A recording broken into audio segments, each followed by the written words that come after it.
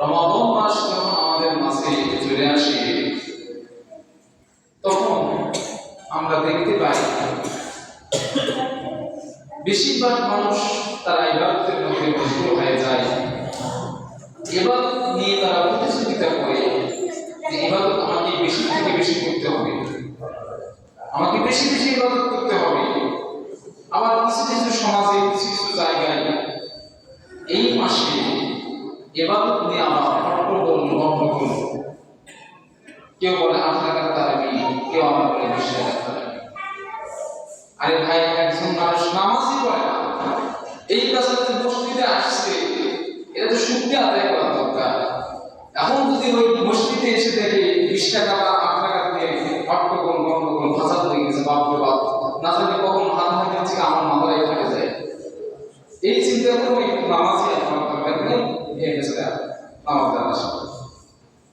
এমন এলাকা বাংলাদেশে আছে। ফেসবুকে, ইন্টারনেটে, এখন নেটের যুগ, যোগাযোগ প্রযুক্তি এত উন্নত, এগুলো ভাইরাল হচ্ছে, দেখা যাচ্ছে।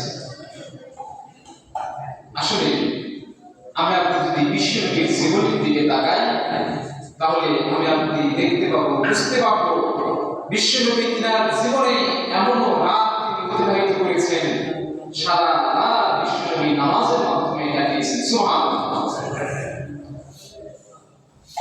আবার বিশ্বনবী সাল্লাল্লাহু আলাইহি ওয়াসাল্লাম এমন রাত অতিবাহিত করেছেন, আম্মা জান আয়েশা রাদিয়াল্লাহু তাআলা থেকে বর্ণনা করেন, আমি আল্লাহর নবী বিশ্বনবীকে একবার বেতের নামাজ পড়তে দেখলাম। আল্লাহর নবী বিশ্বনবী যিনি তিলাওয়াতের নামাজটাকে এত দীর্ঘ করলেন, এত লম্বা করলেন, বিশ্বনবী সাল্লাল্লাহু আলাইহি ওয়াসাল্লাম বেতের নামাজের মাধ্যমে সারা রাত তিনি অতিবাহিত করেছেন। সুবহানাল্লাহ।